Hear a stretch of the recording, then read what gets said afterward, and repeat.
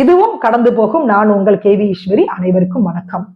2024 December 23 Chennai அண்ணா university இரவு நேரத்துல தன் காதலனுடன் இருந்த ஒரு மாணவியை பக்கத்துல பிரியாணி கடை போட்டிருந்த டிஎம்கேவோட உறுப்பினர் சொல்றாங்க, ஞானசேகரன் இன்னொரு நபருடன் சேர்ந்து பாலியல் வன்புணர்வு செய்ததாக ஒரு வழக்கு, நாட்டையே அதிர்ச்சிக்குள்ளாக்கிய ஒரு வழக்கு. ஏன்னா ஒரு யூனிவர்சிட்டிக்குள்ள ஒரு மாணவியை பாலியல் வழக்கு செய்யற அளவுக்கு இன்னைக்கு நம்முடைய சட்டம் ஒழுங்கு இருக்குது. தமிழக காவல்துறை, தமிழக அரசு அந்த அளவுக்கு அலட்சியமாக இருக்கிறதான்ற ஒரு கேள்விக்குறி வந்தது. எதிர்கட்சிகள்லாம் யார் அந்த சாருன்ற ஒரு கேள்வியை பிரச்சாரத்துல முன் வச்சாங்க. ஞானசேகரனுக்கும் சுகாதாரத்துறை அமைச்சர் மா சுப்பிரமணியனுக்கும் என்ன சம்பந்தம்? அவரு பாலியல் வன்புணர்வு செய்து முடிச்ச உடனே ஒரு சார்ட்ட பேசினாரு. அந்த சார் யார் என்ற கேள்வியும் முன்வைக்கிறாங்க. அதற்கான பதில் இன்னைக்கு வரைக்கும் கிடைக்கவில்லை என்பது வேறு விடயம். ஞானசேகரனை பொறுத்த வரைக்கும் 2010 இருந்து இதுவரைக்கும் 37 வழக்குகள் அவர் மேல இருக்குது.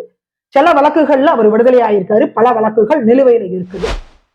மகளிர் சிறப்பு நீதிமன்றம் என்ன சொல்றாங்கன்னா, இவருக்கு கருணையெல்லாம் காட்ட முடியாதுங்க, இவருக்கு ஆயுள் தண்டனை கொடுக்கணும். அதற்கு முன்னாடி காவல்துறை கைது பண்ணோன்னு குற்றச்சட்டத்துல அடைக்கிறாங்க. ஞானசேகரனுடைய அம்மா மேல்முறையீடு செய்யறாங்க சென்னை உயர்நீதிமன்றத்துல. ஏற்கனவே குண்டர் சட்டம் போட்டிருக்கீங்க, அதற்கு பிறகு சிறப்பு நீதிமன்றம் இவருக்கு ஆயுட்கால தண்டனையை கொடுத்திருக்கிறாங்க.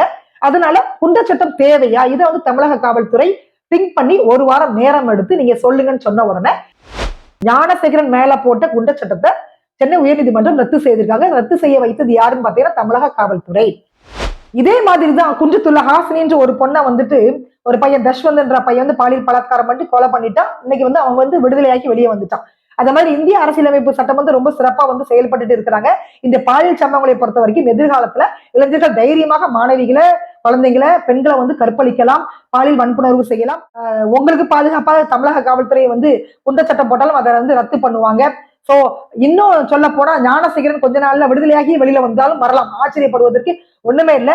அந்த ஒரு தைரியத்தை, அந்த ஒரு நம்பிக்கையை இன்னைக்கு தமிழக காவல்துறை கொடுத்திருக்காங்க. சோ வரவேற்கக்கூடிய ஒரு சம்பவம் அப்படின்னு நான் நினைக்கிறேன்.